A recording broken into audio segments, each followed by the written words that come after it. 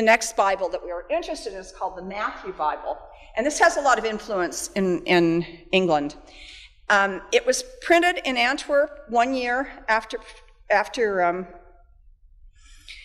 Tyndale died. And interestingly enough, the printers who King Henry VIII was giving a patent, that is exclusive permission to print Bibles, were two men named Grafton and Whitchurch, and they actually procured the printing in Antwerp of the Matthew Bible. So this is largely Tyndale, and then they took anything that Tyndale hadn't done from the Coverdale, which had been, remember, the Latin Vulgate.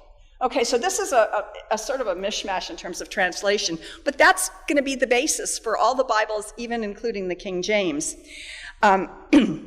The Matthew Bible is sort of interesting. It was a complete English Bible printed in Antwerp, and by the English publishers, and a publisher is the person who procures the printing as opposed to the guy who actually does the mechanical, has the printing house. So that's why you have different names.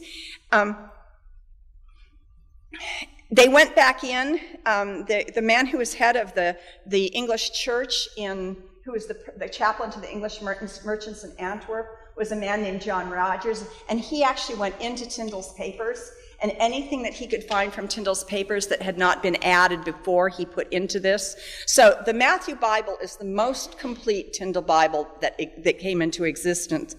And it's kind of an interesting story. For years, bibliographical, it says it was done by Thomas Matthew.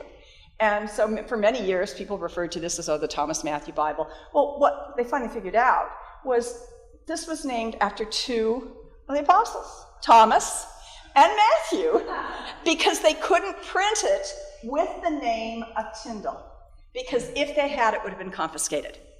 Okay, so it would, this is my story of constant censorship.